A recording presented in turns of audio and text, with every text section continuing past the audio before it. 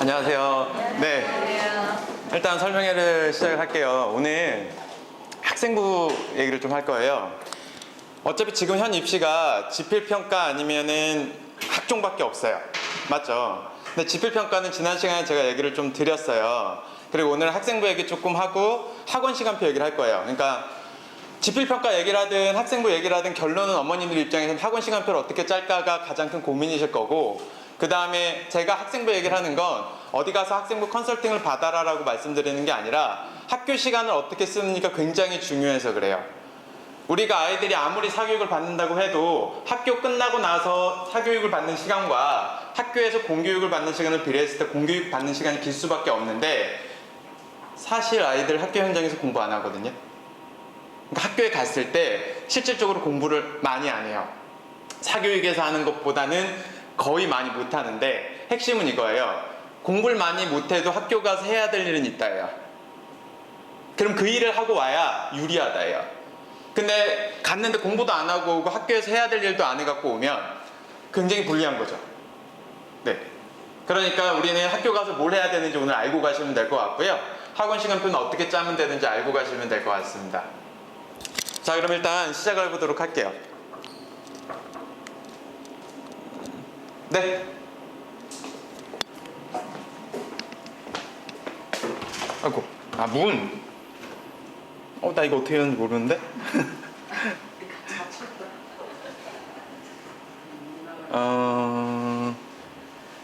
뭘 하면 열릴까?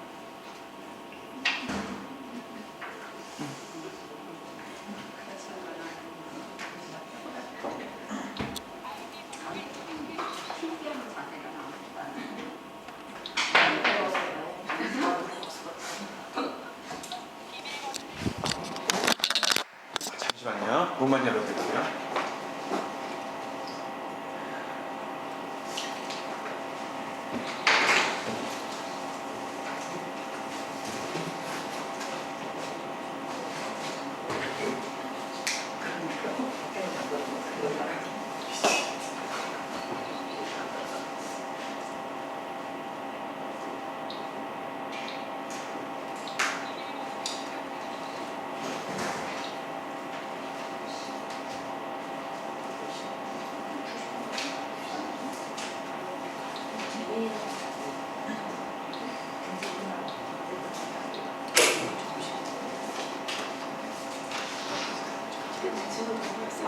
여신 거예요?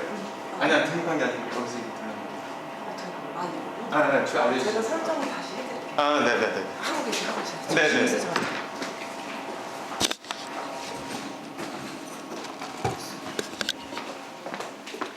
이거 전화 한번 아마 신청하신 분 같은데 설명해.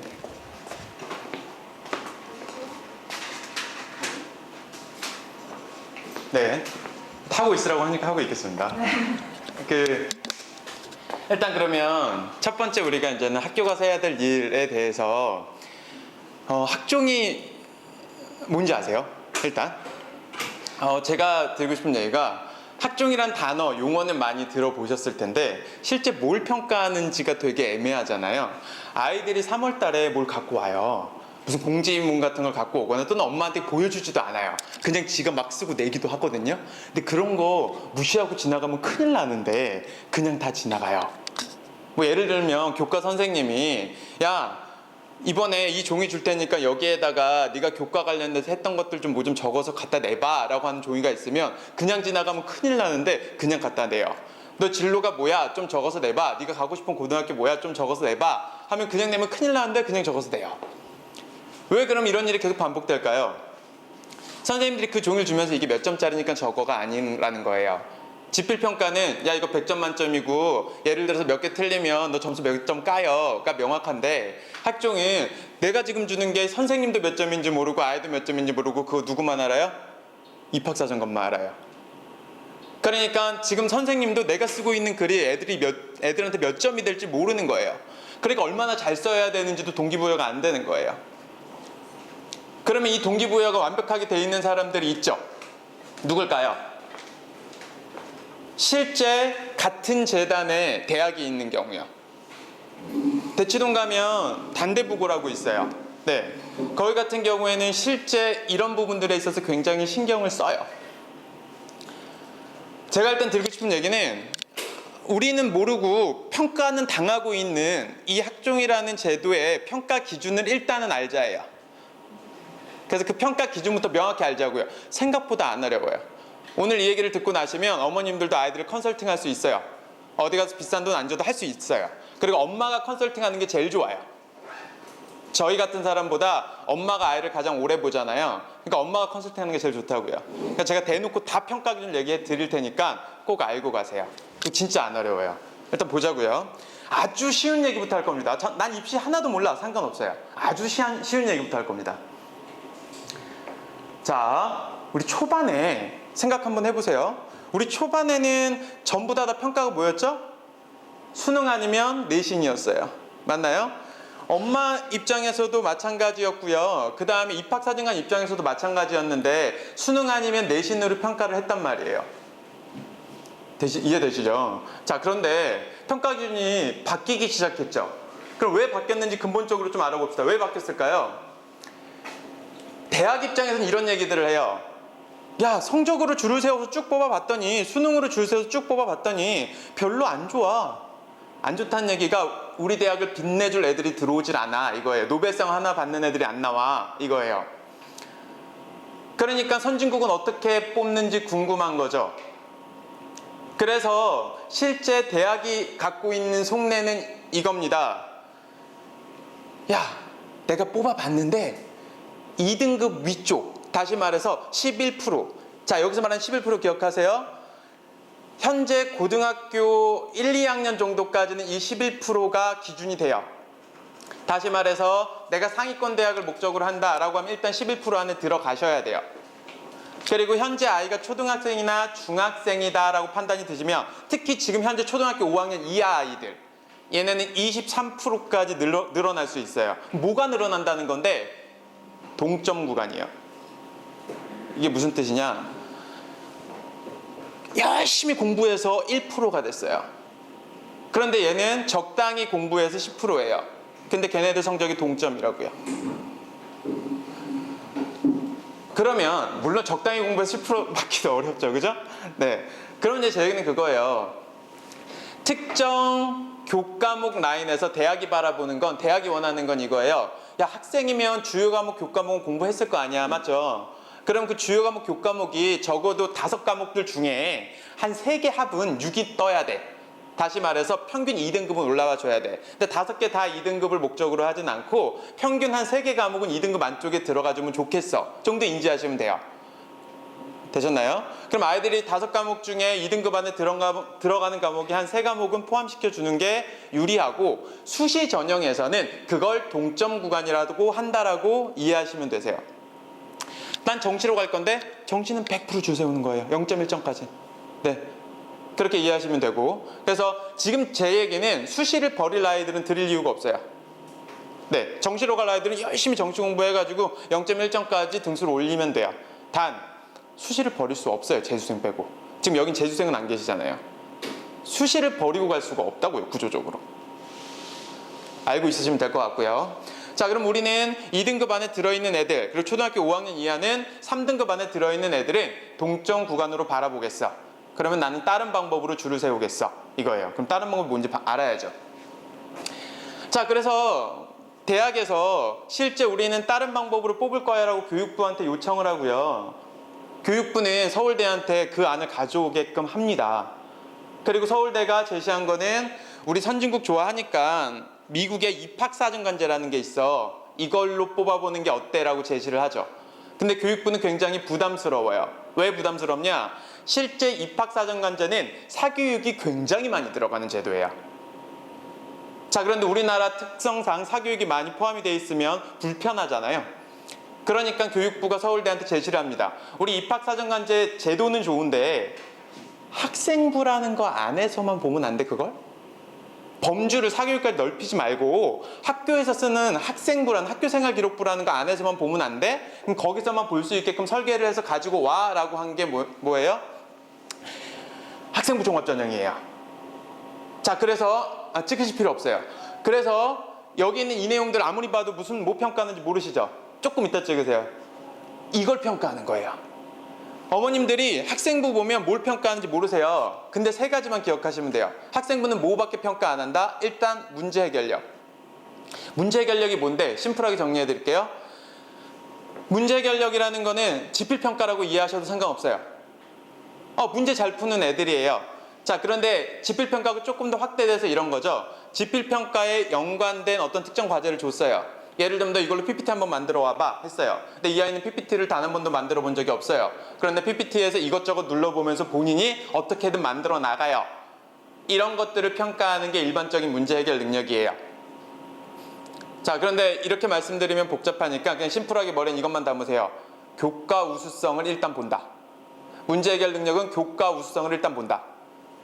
근데 그게 수행평가가 포함되어 있다.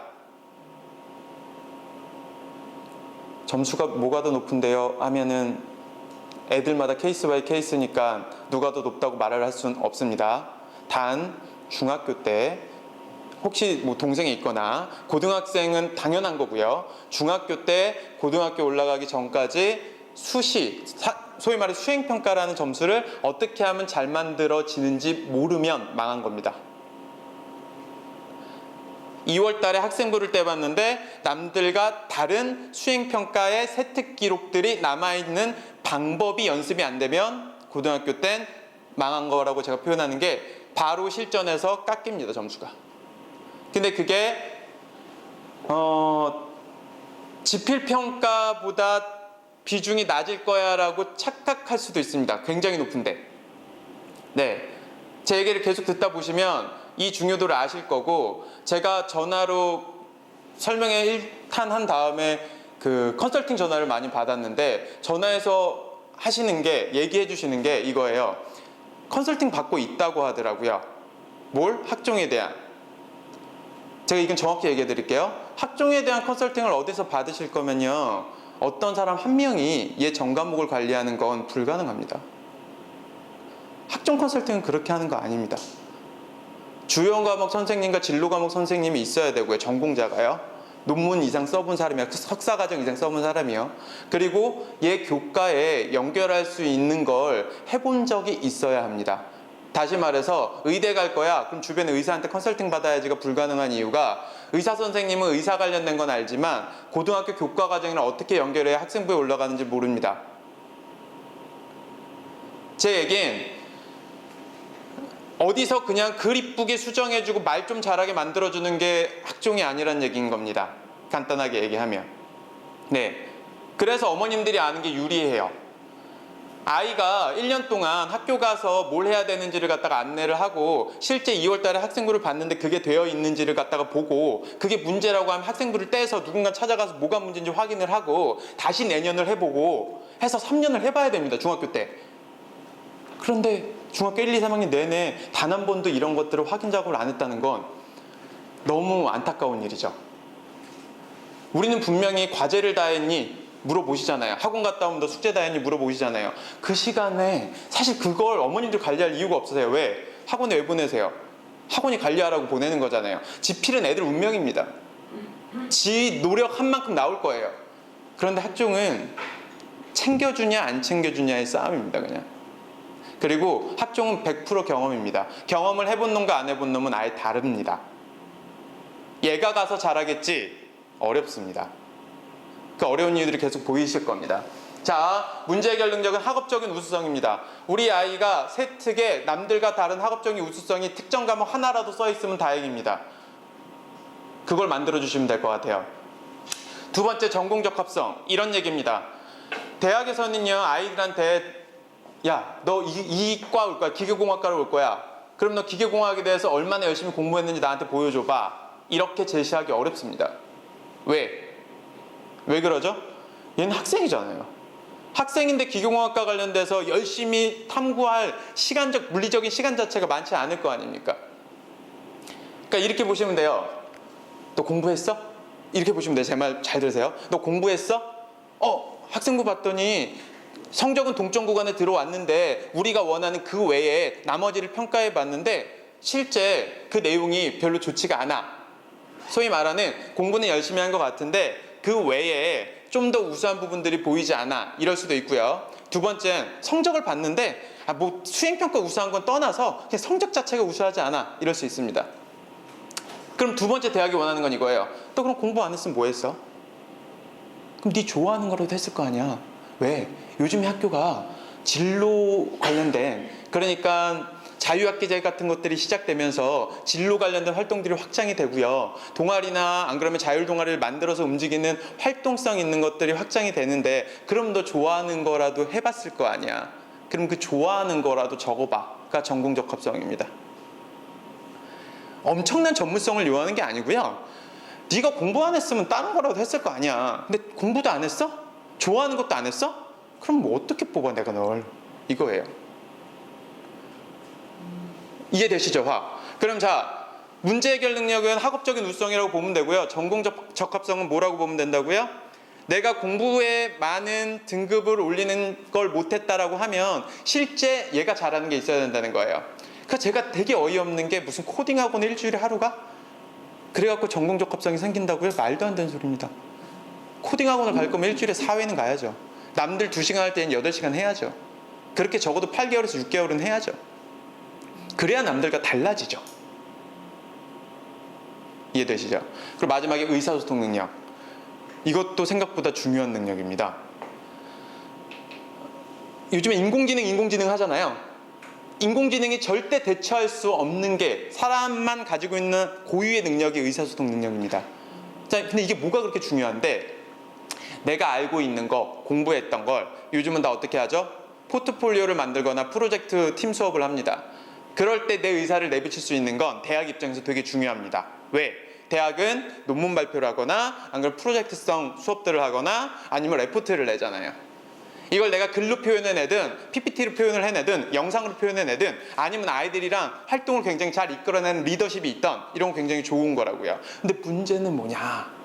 나는 의사소통을 애들과 하고 싶고 그 능력을 만인에게 보여주고 싶은데 문제는 뭐냐? 앞에 있는 문제 해결 능력, 학업적인 우수성과 전공 적합성, 이게 없으면 얘는 의사소통을 할 기회가 안 생깁니다. 이게 무슨 얘기냐? 이 아이가 이런 애들 있잖아요. 야, 이 반에서 과학하면 제가 생각나. 과학 수행평가야. 그럼 쟤한테 가. 야, 우리 같이 팀하자. 라고 해야 얘한테는 의사소통할 수 있는 기회가 생긴다고요. 그렇죠? 응. 그런데 그런 게 없어. 그럼 내 주변에 사람들이 모이질 않습니다. 내 주변에 모이지 않으면 내가 리더십을 발휘할 수 없어요. 그리고 내가 앞에서 얘기를 할 수가 없어요. 내가 원하는 주제로 끌고 갈 수가 없어요. 이게 문제라고요. 그러면 이 리더십이나 이 원하는 주제로 끌고 가는 거는 말 잘하는 애가 끌고 갈까요? 우리 아이는 내성적이어서 못한다? 이거 말도 안 되는 생각이고요. 머리에 등게 있는 놈이 끌고 갑니다. 자료를 들고 있는 놈이 끌고 가고요. 무슨 얘기냐? 애들은 뻔히 서치해서 나온 자료밖에 안 들고 있어. 그냥 인터넷 한 2시간 찾으면 누구나 찾을 수 있는 자료밖에 안 들고 있어. 근데 내가 어디서 학술지 하나를 갖고 왔는데 난 이걸 완전히 이해하고 있어. 자, 우리 이거 주제로 하자. 라고 했을 때 다른 애들은 쫓아올 수밖에 없습니다. 그리고 저희가 구조적으로 짤 때는 저희가 한 학교에 컨설팅을 2명을 하잖아요. 얘네들은 절대 팀을 안 시킵니다. 그리고 팀을 짤 때 컨설팅 받는 또 다른 놈이 있다라는 거를 갖다가 알면 융합으로 가고요. 없으면 우리 걸로 갑니다. 이게 무슨 뜻이냐? 저희가 갖고 있는 자료는 압도적이기 때문에 실제 아이들이 팀 수업을 할 때라든지 아니면 발표 수업을 할 때 그냥 그 내용을 내비쳐주면 앞에서 끌고 갈 수 있는데, 누군가 하나가 쟤도 어디서 컨설팅을 받아왔어. 제가 갖고 있는 것도 만만치 않아. 그럼 쟤랑 싸우면 안 돼요. 그럼 좋은 점수가 안 나와요. 융합으로 가야지. 좋아. 역자 그럼 너랑. 나머지는 다 들러리입니다. 들러리가 될 수밖에 없죠. 그러니까 경험이 얼마나 중요하겠어요. 내가 자료를 들고 공부해보고 말해본 적이 있다는 게 얼마나 중요하겠어요. 그래서 영재원을 가는 겁니다. 그거 능력 쌓으려고. 그런데 아이가 6학년 때 한 번 갔다가 중학교 1학년 때 한 번 갔다가 고등학교 때는 영재원에 있는 기억이 단 하나도 없어요. 그때 그런 거 해본 것 같아. 쓰잘데기 없이 시간 보낸 겁니다. 영재원에 갔다는 사실이 중요한 게 아니고 영재원에 가서 한 활동이 연결되는 게 중요한 겁니다. 그 자료를 갖고 고등학교 학생부에 올리는 거, 중학교 학생부에 올리는 게 중요한 거라고요. 학생부에는 어떻게든 올릴 수 있습니다. 알고 계시면 될 것 같고요. 이 세 가지 능력 이해하시고요. 다음으로 넘어갈게요.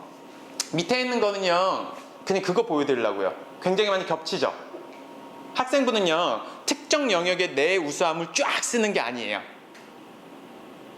예를 들면 내가 이게 우수해. 난 소화기 만드는 걸 분해 조립을 한 10번 해봤어. 소화기는 기가 막히게 잘 만들어. 뭐 이게 있다고 칠게요. 그럼 소화기 만드는 관련된 책도 읽어서 독서활동에도 넣어야 되고요. 그 다음에 관련된 수행평가에서 수행평가 영역에도 넣어야 되고요. 관련된 진로활동에서 담임한테도 보여줘야 되고요. 필요하면 동아리에서도 보여줘야 됩니다. 자세하게 들어가는 게 아니고 한두 줄 들어가는 거예요. 그럼 입학사정관은 학생부에 여기도 있고 여기도 있고 여기도 있네 이게? 그럼 얘 여기서 뭘 한 거지? 왜 딴 애들은 소화기 만들기 안 하는데 얘만 했지? 이렇게 되는 거라고요. 그러면 이제 얘가 자소서 보면 그거에 대한 자세한 내용이 써있겠죠.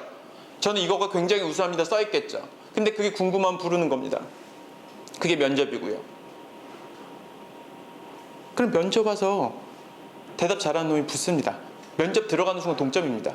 저기 거제도에서 왔든 여기 강남에서 전교 1등이든 일단 면접에 들어오는 순간 동점입니다. 자, 알고 계시면 될 것 같고요. 그래서 서울대에서는 실제 학생부를 이런 걸 평가합니다. 제가 재미난 얘기도 좀 드릴게요. 교과 성적 보이세요, 맨 위에? 뭐겠어요? 문제 해결 능력. 아까 학업중 우수는 교과 성적입니다. 교과 성적도 봅니다. 자, 그런데 이렇게 이해해 주시면 좋을 것 같아요. 교과 성적 보니까 지필을 열심히 해야지 이렇게 접근하실 문제는 아닙니다. 이게 무슨 뜻이냐면 우리가 눈에 보이는 배점이라는 거 있죠. 그 배점이라는 거는 그 배점이 다고요. 그냥 이렇게 생각하시면 되세요. 수학이 100점 만점이야 라고 해서 우리 아이는 90점이니까 수학 잘하는 거야 이렇게만 보지 마시고 학생부는 1000점 만점이라고 그냥 편하게 생각하세요. 뒤에 한 10배의 점수가 더 있다. 맞아? 그러면 우리는 100점을 잡았냐 뒤에 있는 900점을 잡았냐의 명확한 해석이 필요합니다. 그러면 그 900점을 잡았는지 안 잡았는지는 2월 달에 학생부를 보고 1년 농사를 확인하는 거고요. 그러니까 우리 아이가 지필에서 완벽하게 점수를 맞고 있다고 해서 방심하시면 위험합니다. 학생부는 뒤쪽에서 확인이 들어가는 게 맞습니다.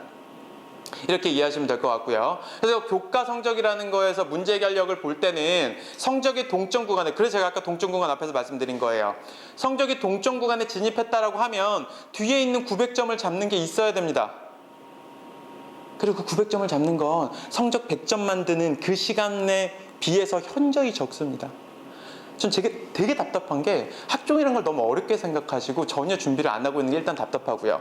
두 번째 같은 경우에는 학종을 하면 교과에 문제가 될까봐 또는 교과하는 양이 줄까봐 전혀 아닙니다. 애들은 그냥 공부하는 거예요. 학종은 별도로 그냥 챙기는 겁니다. 1, 2학년에 한두 번 챙기는 거라고요.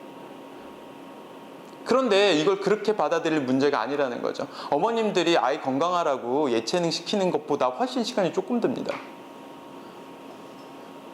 이해를 하시면 될 것 같고요. 학년별 성적 추이라는 게 있네요. 저건 뭐냐? 이런 거예요. 고등학교 1학년 때 난 의사가 될 거야. 부푼 꿈을 안고 고등학교에 진학을 합니다. 그래서 진로에도 의사 딱 쓰고 난 진로 활동도 의대 관련된 것들 쭉 합니다. 자, 그런데 고3이 되니까 내 성적은 의대가 아닙니다. 그래서 생명공학자로 바꿉니다. 이러면 떨어집니다. 둘 다. 왜? 누가 봐도 얘는 성적이 하향된 게 보이잖아요. 성적은 상향이 되고 있냐 내려가고 있냐 생각보다 중요합니다. 그렇다고 의도적으로 고1 때는 시험을 못 봤다고 고3 때 잘 봐야지? 굉장히 리스크가 큽니다, 그건. 네. 그러니까 성적이 하향사에 있는 것도 안 좋다라는 겁니다, 사실. 왜 그러냐면요. 성적이 고등학교 때 올라가는 게요. 한 등급 올라가는 게 15%, 두 등급 올라가는 게 1.5%예요. 어떤 놈이 두 등급이 올랐다고 쳐보세요. 입학사정관 입장에서는 신기해요. 너 무슨 짓을 했는데 두 등급이 올랐어? 이거예요. 그럼 궁금하니까 면접에 부르겠죠. 그렇지 않을까요? 네. 그러니까 그런 것도 신경을 쓰셔야 되는 거고요, 사실. 뭐 나머지 것도 쭉 있는데 이런 거 다 해석하려고 하지 마세요. 그냥 결론은 뭐라고요? 평가하는 거는 저게 다라고요. 문제 해결 능력, 전공 적합성, 의사소통 능력. 근데 의사소통 능력은 학업적 우수성과 전공 적합성이 없으면 절대 생기지 않는다.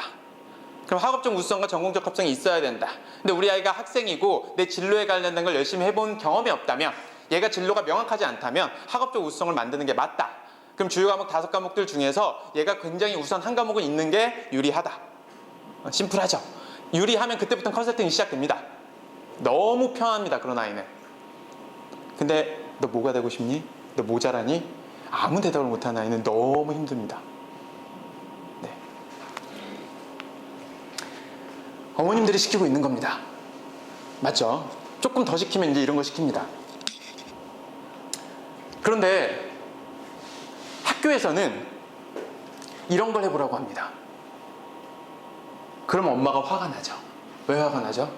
저런 걸 해보는 걸 알려준 적이 없잖아요. 저런 걸 도대체 어떻게 하는지 알려준 적이 없잖아요. 그런데 학교는 이상한 얘기를 합니다.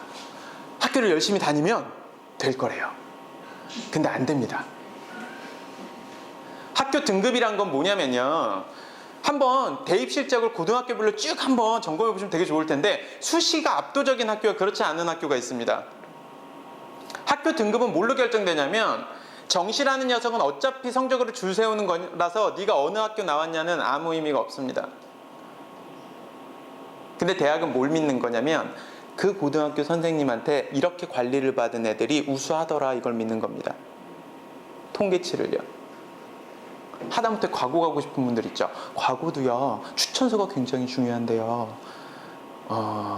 사실 고등학교도 어디까지 통계를 갖고 있냐면 저 중학교에 저 과학 선생님이 써준 추천서 내용도 안 봅니다. 그 추천서로 뽑은 애들 뽑아봤더니 별로였어 하면 안 믿습니다. 이게 무슨 얘기냐면요. 실제 특정 학교에 특정 선생님이 보내줬을 때 애가 굉장히 좋았으면 그리고 그게 몇 년간 계속 좋았으면 거기에도 플러스 점수가 있다고요. 되게 웃기죠. 근데 실제 그렇습니다.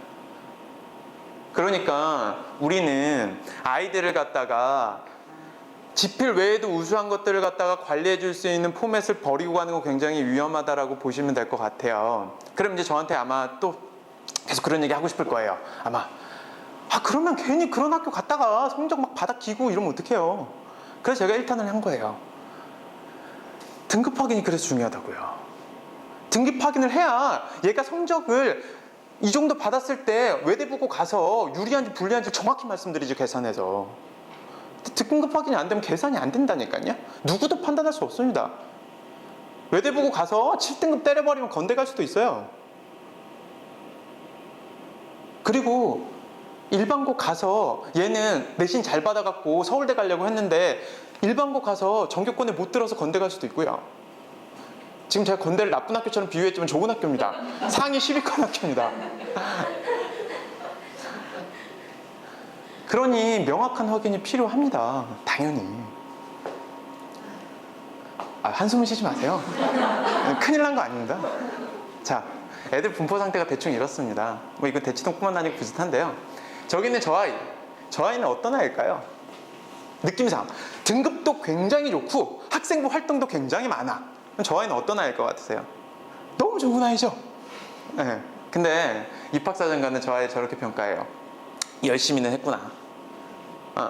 근데 열심히라는 단어가 우리한테는 좋은 단어지만 입학사정관한테 그렇게 좋은 단어가 아닙니다. 열심히 하는데 잘 못하면 굉장히 피곤합니다. 네. 어쨌든 열심히는 했구나는 오케이예요. 다른 게 있다는 뜻이에요. 네. 자, 저 아이는 어떤 아이일까요? 학생부 활동은 굉장히 열심히 하는 친구입니다. 그런데 성적은 동점 구간에 진입이 안 되죠. 예, 실속이 없습니다. 솔직한 얘기로 좋은 대학 못 갑니다. 네. 그러니까 일단 성적부터 동점 구간에 들어가는 게 맞습니다. 학생부 얘기를 논하고 싶으시면 성적부터 동점 구간 안에 넣으시는 게 맞습니다. 근데 넣는지 안 넣는지를 명확히 하시라는 겁니다. 그리고 제가 여기서 말하는 성적 무슨 성적일까요? 고등학교 내신이랑 모의고사입니다. 네, 그거 외에는 다른 거는 어떤 성적도 의미가 없습니다. 현재. 네. 자, 저 아이는 어떨까요? 이 아이는 가장 손해를 많이 보는 아이입니다. 무슨 얘기냐? 별 생각 없이 그래 공부만 열심히 하면 되겠지라고 하면 제가 장담컨대 공부만 열심히 해서 맞은 얘 등급 있잖아요. 그 등급보다 더 위에 대학 갈 수 있습니다. 대학을 안 바꾸면 과라도 바꿀 수 있습니다. 수능을 만점 맞았는데 서울대 의대에 떨어졌어 라는 아이도 있습니다. 왜 그럴까요? 무작정 공부만 시키는 게 다가 아니라는 겁니다. 현평가 기준이. 알고 계시면 될 것 같고요. 그럼 뭘 평가를 어떻게 한다는 건데, 저 빨간색이 동점 구간입니다.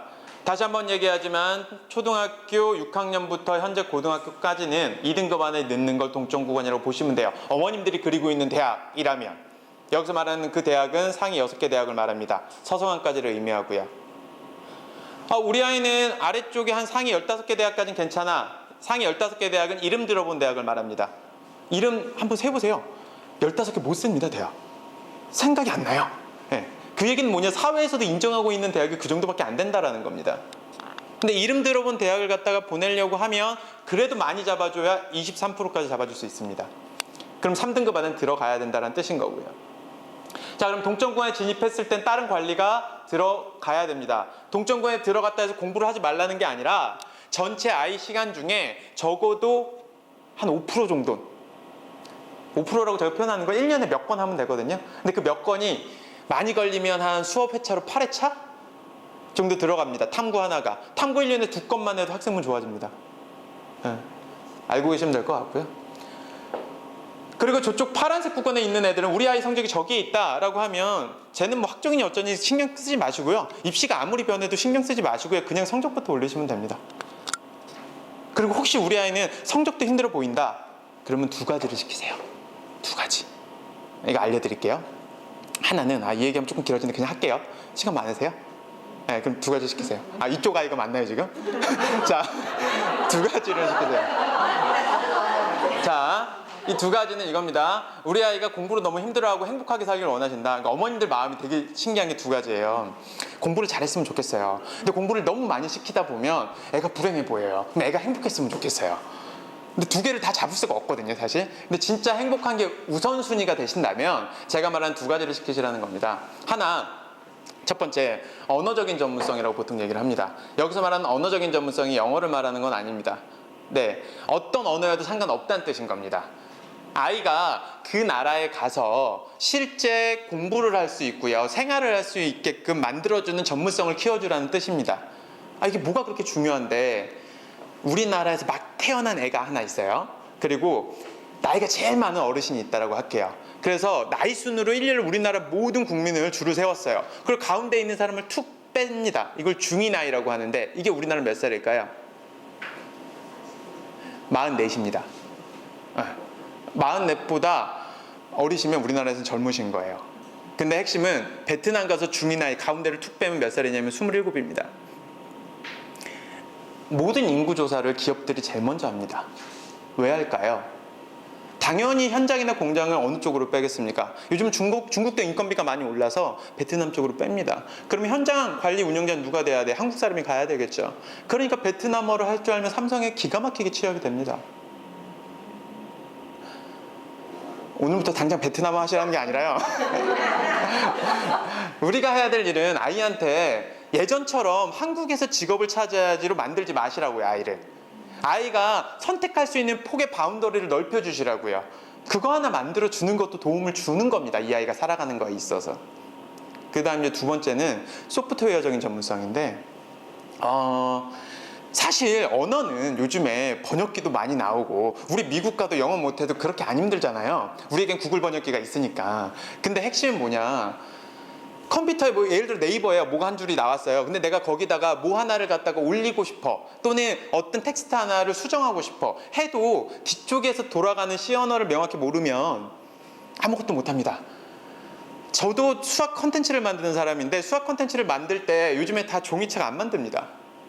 다 온라인 컨텐츠를 만드는데 너무 짜증나요. 제가 뭐 하나 수정하고 싶으면 수정을 못 하겠어요. 왜? 저는 컴퓨터의 언어, 소프트웨어의 언어를 모르니까. 그럼 이제 저 사람한테 의뢰를 해요. 그럼 저 사람은 어떻게 돼요? 얼마나 시간이 걸리는지, 얼마나 완성도가 있는지를 전혀 파악할 수가 없습니다. 그래서 저 사람이 부르는 대로 돈을 줘야 되고, 안 좋아도 뭐라고 할 수가 없고 막 이런 구조예요. 소프트웨어적인 전문성이라는 건 코딩하고 일주일에 하루 보내면 됐다가 아니에요. 그걸 키우고 싶으면 제가 아까도 말씀드렸잖아요. 다르게 보내세요. 네. 정보 쪽으로 입시를 할 수 있습니다. 그러니까 어쨌든지 간에 필요한 건 뭔가 하고 싶다라고 하면 얘한테 다른 시간을 줘야 됩니다. 근데 그게 학생 때 되게 유리해요. 왜냐면 대부분 애들은 국영수사가 5과목을 하느라고 시간을 다 쓰고 있어요. 그럼 내가 조금만 잘해도요, 학교에서 칭찬을 받게 돼요. 다른 것들은요. 예. 그러니까 얘가 한 6개월만 국영수사가 예를 들어 영어랑 수학학원 안 간다고 칠게요. 그리고 그 시간에 다른 걸 한다고 칠게요. 그러면 그거 관리받으면 이미 그거 관련된 분야에서는 학생들이랑 견줬을 때 전문가가 아니고 압도적으로 이긴다고요. 근데 이 아이는 어차피 동년배들이랑 견주는 걸 많이 당하기 때문에 이 영역에서는 굉장히 자신감이 생겨요. 저 같으면 이런 걸 만들어주겠어요. 언제? 중학교 때. 이런 걸 들고 있는 거랑 들고 있지 않은 건 다르다고요. 그리고 아이는 이걸 야 이제 그만해 공부하자라고 해도 안 놔요. 잘. 왜? 자꾸 칭찬 들으니까. 이걸 유지하고 싶은 마음이 생긴다고요. 사람은 계속 쓰다 보면 잘할 수밖에 없어요. 근데 계속 쓸 수 있는 동기가 뭘까요? 누가 나한테 자꾸 이걸 우수하다고 해주는 거예요. 내가 이 분야만 들어가면 사람들이 막 모이고 나한테 얘기를 기울여 듣고 이러고 있는 거예요. 그러니 아이들한테도 그런 강점을 만들어준다는 건 굉장히 중요한 걸 해주신 겁니다. 그러니까 여기에 있어 그럼 그런 걸 찾아주시는 거고요. 이쪽에 있어 그럼 공부가 빨라 이겁니다. 네. 자, 그러면 이제 정리되셨을 것 같고요. 제가 이거는 뭐냐면 실제 이제 이쪽에 있는 애들은 공부 외에도 이런 것들을 신경을 써야 되는데 대치동이 처음에 이런 것들을 갖다가 두루두루 신경 쓰다가 망한 애가 한둘이 아니에요. 이게 무슨 얘기냐면요. 얘 이제는 성적이 좀 괜찮으니까 엄마들이 되게 웃기세요. 처음에 초등학교 한 4, 5학년 때 아이를 딱 봤는데 그때까지 별 관심이 없다가 아이가 뭘 안 시켰는데 지가 혼자 막 최상위 문제집을 풀고 막 이래요. 근데 잘 풀어. 오답도 별로 없고. 그러면 엄마가 이 아이 이렇게 둬도 되나 이래요. 이 아이 뭔가 영재 같은데? 이러면서 어디 가서 이제 진단을 받죠. 저는 어디 가서 저한테 와갖고 진단을 받았는데 얘가 혼자서 이만큼 했다라고 하면 영재라고 얘기해 드립니다. 영재 맞아요. 막 최상위 문제 풀고 그러면 영재 맞아요. 근데 제가 영재라고 말하는 순간 엄마 눈빛이 달라져요. 조급함이 눈에 보이기 시작해요. 그러면 주변에 영재라고 불리는 애들은 다른 진도를 하고 있던데 우리 아이도 다른 진도를 해야 되는 거 아니에요? 큰일 났네요. 이제까지 선행을 안 시켰는데 빨리 선생님 5학년 거, 6학년 거, 중학교 1학년 거 한 달씩 해갖고 한 3달 만에 못 끝내주세요? 막 이런 얘기를 해요. 그 순간 아이는 영재였다가 떨어지게 됩니다. 왜? 원래 그렇게 혼자서도 뭔가 사고하길 좋아했던 아이가 갑자기 진도를 나가려고 문제를 때려넣기 시작하면 사고하는 시간이 줄게 돼 있어요. 구조적으로. 그러면 그게 줄어들면 어떤 과목을 공부해도 우수성이 떨어집니다. 아이를 그렇게 만들어버리는 건 굉장히 안 좋은 거예요. 그럼 영재인데 어떡해? 제가 1탄을 드렸던 이유가 설명회 1탄에서 지필평가를 열심히 얘기했던 이유가 영재인 아이들은요 진도를 빨리 나가는 게 아니고 진도의 효율을 갖고 오는 겁니다. 스킵할 진도를 결정해 주는 거라고요. 어머님들이 되게 불안해하는 것 중에 하나가 우리 아이 안 다져져 있는 상태에서 뭘 스킵해가지고 다음 걸 하는데 문제가 생기면 어떻게 해요? 라는 건데 제가 역으로 얘기해 볼까요? 열심히 다져서 올라가도 계속 문제가 생깁니다. 열심히 다졌다고 했는데도 계속 문제는 생긴다고요. 완벽하지 않아요 절대. 아이는 지금 하고 있는 걸 가장 잘하지 지난 것들을 잘하지 않습니다. 이건 명확한 팩트입니다. 네. 그럼 우리는 생각을 이렇게 가지시면 됩니다. 어떻게? 우리 아이가 우수함이 어디서라도 하나 보였다. 키우세요 빨리. 고1 되기 전에. 그럼 뭘 줄여야 되는데 모르시겠으면 저한테 오세요. 알려드릴게요. 뭘 줄여야 되는지. 그리고 커리를 어떻게 조정해야 되는데 그 조정을 해드릴 테니까 오시라고요. 근데 두 번째, 우리 아이가 우수함이 보이지 않는다. 그럼 일단 성적 등급을 확인하세요. 성적 등급 중에 그러니까 좋아하고 우수함이라는 건 재능도 있지만 얘가 뭐 하나가 성적이라도 치고 나가거나 진도라도 치고 나가서 주변에서 이 과목들에 있어서 우수하다는 평가를 받기 시작하면 엄마가 말해주는 거 말고요. 선생님이나 친구들이 평가를 받기 시작하면 그걸 강점으로 알고 살아가게 됩니다. 그러니까 제일 빠르게 올라갈 수 있는 과목이 뭔지부터 등급 확인을 하시라고요. 그래서 그 등급이 확인되면 그 과목을 미는데 주저하지 마세요. 주저 하시다가 다 망가집니다. 나 이거 막 밀고 있는데 갑자기 옆에 엄마가 지금 국어 해야 된대. 그래서 국어를 넣어. 이러면 망하는 거라고요.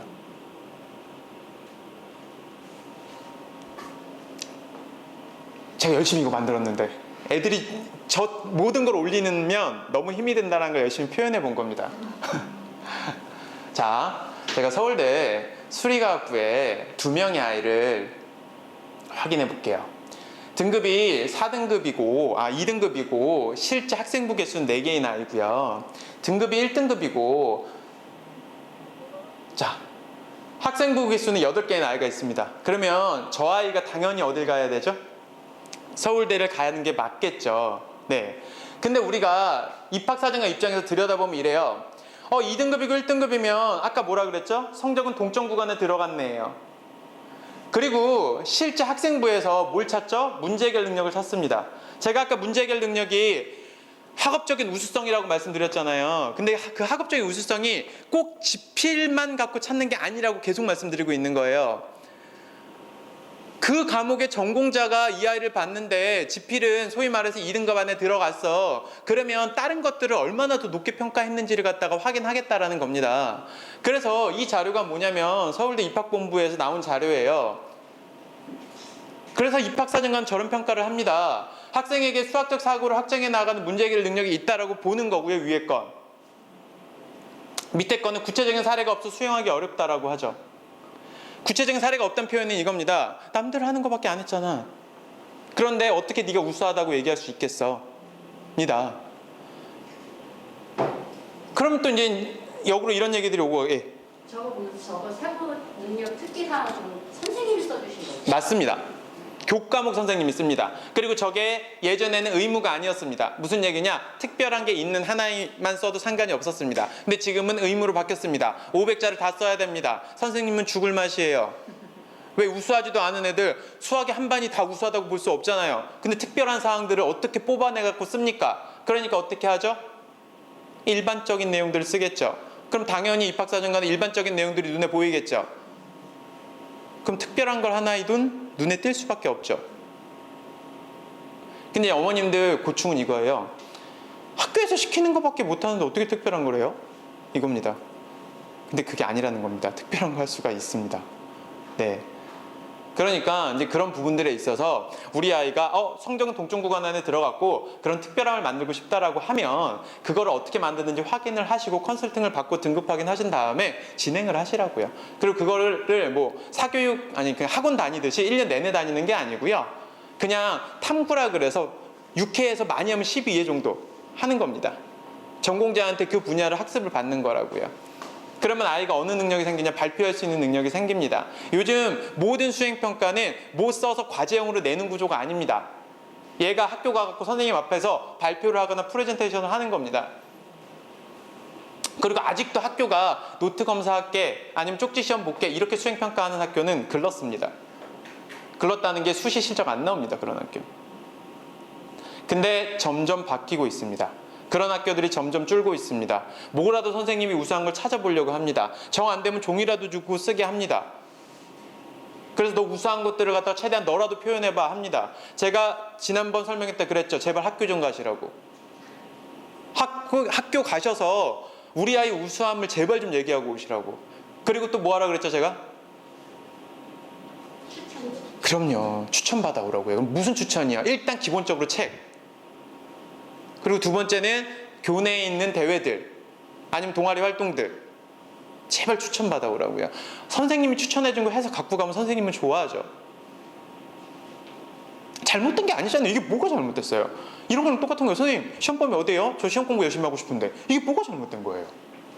전혀 잘못된 게 아닙니다. 네. 적극적으로 그런 것들은 추천받아서 아이한테 권장을 해주는 게 맞고 관리를 해주는 게 맞습니다. 네. 그리고는 또 학생부의 전공적 합성도 찾죠. 그래서 뭐 이런 평가들을 합니다. 실제 학생부를 뒤져보면요. 굉장히 많은 것들을 확인할 수 있어요. 그래서 입학사정관은 성적이 동점 구간에 있는 수시 아이들 대상으로는요. 학생부에서 또다시 점수를 매기고요. 한 명의 입학사정관이 점수를 매기는 게 아닙니다. 한 학생부를 2~3명의 입학사정관들이 어떤 기준점을 갖고 점수를 매긴다고요. 그러면 이제 이렇게 되죠. 아까 보여드렸던 이 시선에서 입학사정관은 바라보고 있는 게 아니고요. 학생부 안에서 남들과 다른 거를 찾습니다. 그래서 문제 해결 능력에 대한 내용도 찾고요. 저 얘기는 지필평가 외에 다른 걸 찾는다라는 거예요. 그리고 전공적 합성에 대한 얘기도 찾고요. 실제 아이들이 그런 걸 갖고 의사소통을 어떻게 했는지도 찾습니다. 그러면 누가 되겠어요? 저 아이가 됩니다. 극적인 사례 아닙니까? 극적인 사례를 갖고 오려고 하는 게 아닙니다. 제가 다시 한번 말씀드리지만 성적은요 운명입니다. 운명은 뭐냐면 지 노력만큼 나오는 거라고요. 다시 한번 말씀드리지만. 그리고 학종이란 녀석으로 뭐라는 거죠? 내가 갖고 있는 등급보다 위의 대학을 가는 겁니다. 전국에 있는 어떤 아이도 어떤 성적을 갖고 있는 아이도 못하든 잘하든 학종을 통해서 위의 대학을 갈 수 있다는 게 팩트입니다. 근데 그게 그러면 무슨 불법입니까? 아닙니다. 평가를 지금 현재 많이 해야 40%만 성적으로 합니다. 남은 60%는 다른 걸로 합니다. 그럼 그 다른 걸로 평가하는 걸 준비해서 좋은 대학을 가는 게 왜 불법입니까? 아니잖아요. 그렇게 인지를 하시면 되세요. 오히려 성적으로 대학 가는 게 훨씬 힘들죠. 돈 있는 놈이 이기죠. 진짜 성적으로 대학 가기, 원하는 대학 가기 되게 힘듭니다. 뒤쪽에서 재수하는 애들 이기기 진짜 힘들어요. 성적 100%로 가는 게. 정시가 그래서 만만한 구도가 절대 아닙니다. 네. 실제 그리고 면접을 가면 이제 학생부가 통과됐다고 칠게요. 면접을 가면 가장 많이 질문이 나오는 영역입니다. 보세요. 저희 학계만 보시면 돼요. 아래쪽에. 세부능력의 특기사항 몇 건이죠? 127건이죠. 압도적으로 질문량이 많죠. 그리고 나머지 항목들에서 질문하는 것들은 지금 1위부터 4위까지인데 나머지 것들은 독서나 동아리나 자율활동은 비슷비슷합니다. 맞나요? 그럼 우리는 이 생각을 하면 돼요.